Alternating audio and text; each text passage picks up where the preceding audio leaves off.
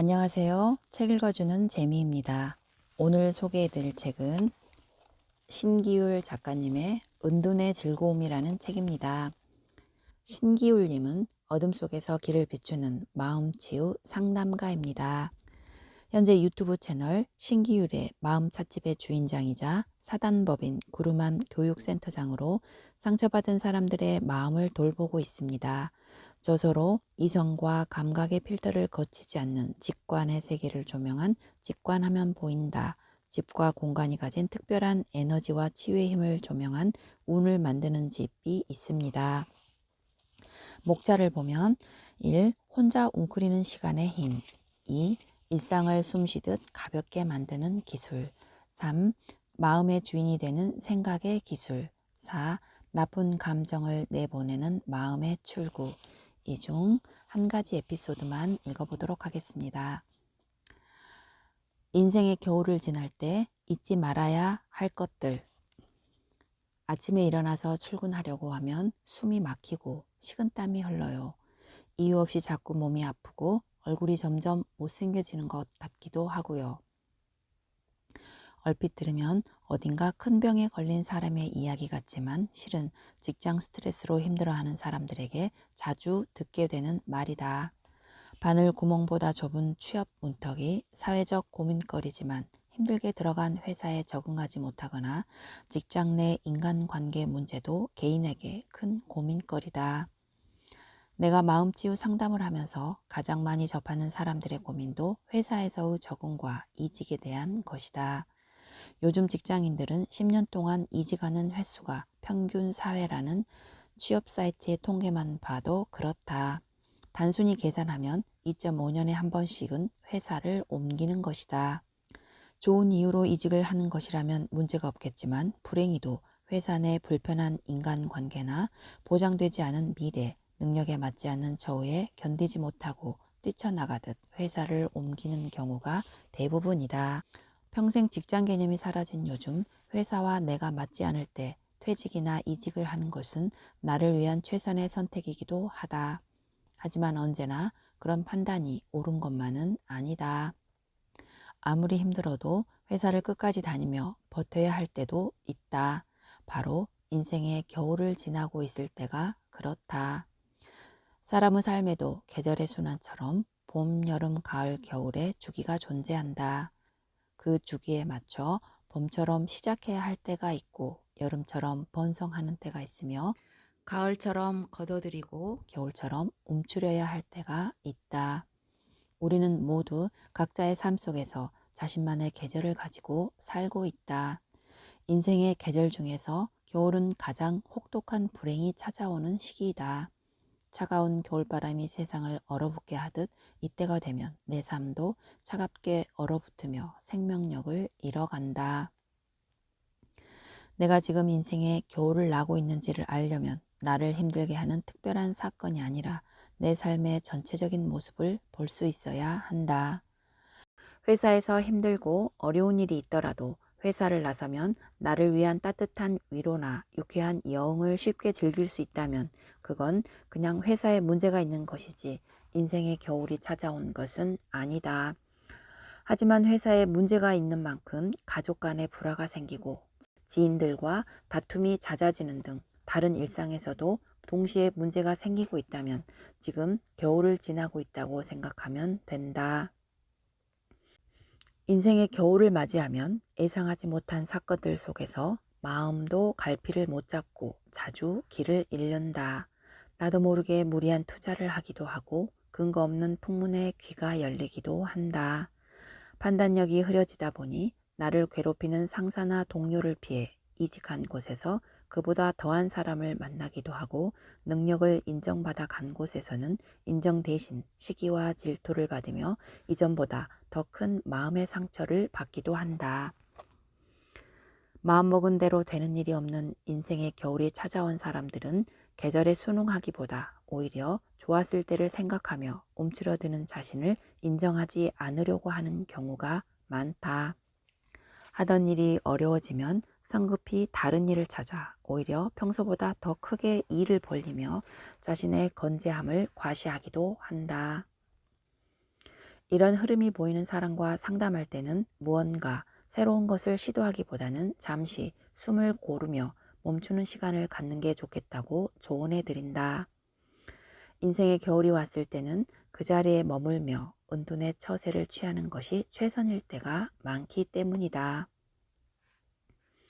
은둔의 처세란 내가 언제 멈추고 나아가야 할지 그 때를 아는 것이며 사람들과 얼마나 거리를 둬야 하는지 거리를 아는 것이다. 정치권에서 자주 쓰는 잠룡이라는 말은 은둔의 처세를 집약해서 표현한 말이다. 물속에 잠긴 용이라는 뜻의 잠룡은 하늘을 날아오르는 용이 되기 위해서는 물밑에서 자신을 감추고 힘을 키워야 하는 시기가 필요하다는 의미로 쓰인다. 때를 기다리지 않고 함부로 나섰다가는 제대로 비상하기도 전에 모함과 시기라는 예상하지 못한 불행에 빠질 수 있다. 잠룡의 시기를 견뎌내지 못하면 결코 승천하는 용이 될 수 없다. 은둔의 처세는 내가 잘하고 즐거워하는 것을 통해 은둔하는 소운, 또 다른 기회를 기다리며 위기를 인내하는 중은, 그리고 불행을 통해 삶의 성찰을 이루는 대은으로 크게 구분해 설명할 수 있다. 소운이라 하면 소소한 즐거움을 누리는 작은 은둔을 뜻한다. 내가 할 수 있는 일에 최선을 다하면서 다른 한편으로는 나를 쉬게 할 수 있는 여유로운 시간을 갖는 것이다. 위급한 환자가 긴급 수혈을 받으며 생명을 유지하듯 힘든 일이 있을 때마다 나를 위로하고 치유하는 시간을 보내며 힘든 순간을 버티는 것이다. 그런 치유의 시간을 만들기 위해서는 내가 평소에 잘하고 좋아하는 것들을 적극 활용할 필요가 있다. 내가 먹는 걸 좋아한다면 집에서 나를 위한 요리를 하고 플레이팅을 예쁘게 하며 음식을 즐긴다. 평소에 찾아놓은 맛집을 찾아다니며 나만의 여정을 즐기는 것도 좋은 방법이다. 여행이 나의 가장 편한 휴식이었다면 짧게라도 차박이나 캠핑을 다녀오거나 도심의 호텔에서 하루를 휴양하는 호캉스를 보내는 것도 괜찮은 방법이다. 매일같이 이런 시간을 가질 수 있다면 가장 좋겠지만 여의치 않다면 일주일에 한 번이라도 나를 충전하는 시간을 적극적으로 내 삶에 배치하는 것이다. 은둔이라고 해서 꼭 혼자를 고집할 필요는 없다. 나를 즐겁게 해줄 사람과 함께라도 힘든 상황으로부터 분리되어 쉴 수 있는 곳이라면 그곳이 어디든 나의 안식처가 될 수 있다. 이때 한 가지 주의해야 할 점이 있다. 내가 쉴 수 있는 편안한 곳을 찾으라는 것이 진탕 술을 마시거나 방문을 걸어 잠그고 게임을 하라는 말은 아니다. 침대에서 뒹굴며 온종일 휴대전화를 보거나 드라마와 영화에 빠지는 것은 잠시 위안이 될 수 있을지 몰라도 충만한 휴식을 주지는 못한다. 오히려 그런 휴식은 고단한 현실을 피해 침대 속에 나를 방치하는 심각한 고립감으로 이어질 수 있다. 힘들게 일한 뒤에 하루 정도의 고립은 괜찮지 않느냐고 반문할 수 있지만 자발적 고립은 마약처럼 묘한 중독성이 있다. 그래서 한두 번의 달콤한 고립 경험이 단 몇 번만으로 끝나는 경우는 없다. 몸이 늘어지는 무기력한 순간이 자유롭고 편안한 기분으로 인식되는 순간 내 몸과 마음은 손쉽게 얻을 수 있는 고립의 안락함을 끊임없이 원하게 된다. 몸이 늘어지는 무기력한 순간이 자유롭고 편안한 기분으로 인식되는 순간 내 몸과 마음은 손쉽게 얻을 수 있는 고립의 안락함을 끊임없이 원하게 된다.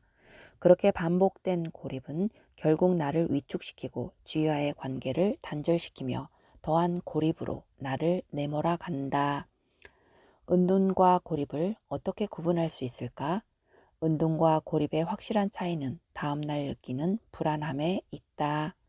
은둔을 하고 난 다음 회사에 출근할 때는 그래도 다시 해볼만 하다는 긍정적인 의욕이 생긴다. 머리는 명료해지고 마음은 따뜻해지며 몸은 가벼워진다. 충분한 충전을 통해 몸과 마음의 탄력성이 회복된 것이다. 하지만 어제의 휴식이 나를 고립시킨 것이었다면 회사에 가야 한다는 생각만으로도 괴롭고 불안해진다. 머리는 무겁고 마음은 어두워지며 몸은 물에 젖은 듯 찌뿌둥하다. 고립이 마음의 면역을 약화시켰기 때문이다. 언제나 무기력한 고립에 이르지 않도록 주의해야 한다. 그러기 위해서는 짧은 휴식에도 내가 지금 무엇을 해야 하고 그것을 통해 어떤 상태에 이르게 될지를 알고 있어야 한다. 명확한 목적과 이유가 있을 때 휴식은 나를 위한 은둔의 시간이 될 수 있다. 다음으로 중우는 또 다른 기회를 만들기 위한 생업 중의 은둔을 말한다. 현실을 위한 생업을 이어가면서 한편으로는 또 다른 미래를 맞이할 능력을 키워가는 시간을 보내는 것이다. 만약 누군가 하루하루 고비를 넘기며 자신의 자리를 지키면서도 한편으로는 미래의 꿈을 위해 켜켜이 쌓여가는 노력을 하고 있다면 이미 중운의 시간을 활용하고 있다고 생각하면 된다. 중운을 떠올리면 고가의 명품 브랜드 샤넬의 창업자로 알려진 가브리엘 샤넬이 떠오른다. 샤넬은 혹독한 인생의 겨울 속에서 유년 시절을 보내야 했다. 그녀가 12살 때 어머니는 결핵으로 돌아가시고 무능한 아버지는 그녀를 프랑스 중부에 있는 오바진 수녀원에 맡기고 떠나버렸다. 18살이 되어 보육원을 나온 그녀는 의상실에서 재봉 일을 도우며 저녁에는 술집에서 노래를 불러 생계를 유지했다. 힘든 시절을 보내면서도 그녀는 수녀원에서 배운 재봉을 하며 디자인을 공부하는 일을 게을리하지 않았다. 어디에서 무엇을 하든 시간을 내어 자신이 보고 느낀 것을 재봉틀에 앉아 모자로 옷으로 만들었다. 훗날 그녀는 자신의 재능을 알아본 첫사랑 아서 카펠의 도움으로 샤넬 모드라는 모자 상점을 내며 디자인계에 첫 발을 내딛게 된다. 그리고 이때부터 길고 길었던 그녀의 겨울은 끝이 나고 찬란한 봄이 시작되었다.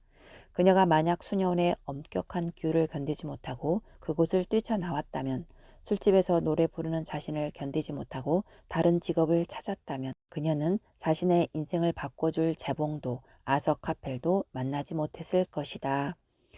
그랬다면 지금의 샤넬은 세상에 존재하지 않았을 것이다. 힘들고 어려운 시절 속에서 끝까지 자신의 자리를 지키며 재봉과 디자인을 손에서 놓지 않았기에 그녀는 다른 인생을 열어줄 기회를 만날 수 있었다. 차가운 겨울을 건너기 위해서는 우리에게도 샤넬의 바느질 같은 시간이 필요하다. 나를 힘들게 하는 생업의 울타리 안에 있으면서도 나만의 시간을 만들어 끝까지 놓지 않고 이어갈 수 있는 나를 위한 공부를 해야 한다. 그 시간은 간절한 기도로 새벽을 열며 일주일에 한 권씩 책을 완독하는 배움이 될 수도 있고, 주말이면 자격증을 따기 위해 학원으로 향하는 고단한 성장의 발걸음이 될 수도 있다.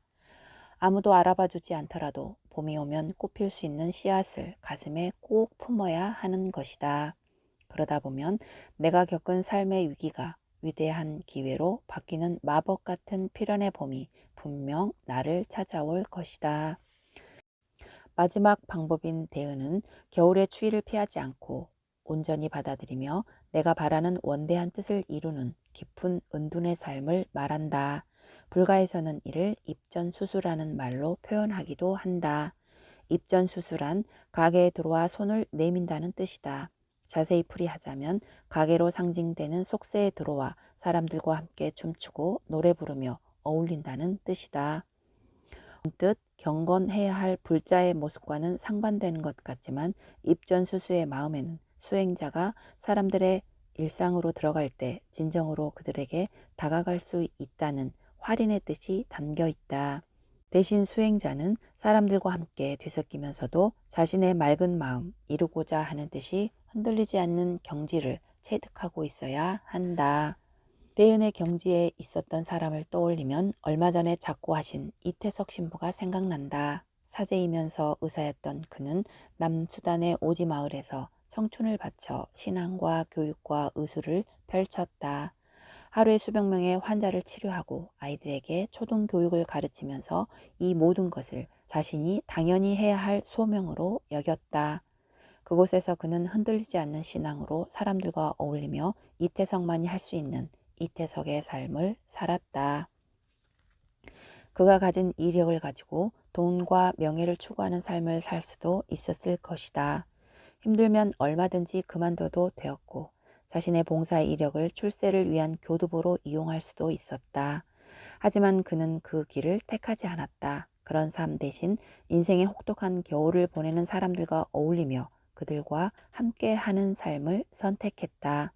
스스로 가장 가치 있는 삶이라 생각했던 베푸는 삶을 흔들리지 않고 살아낸 것이다.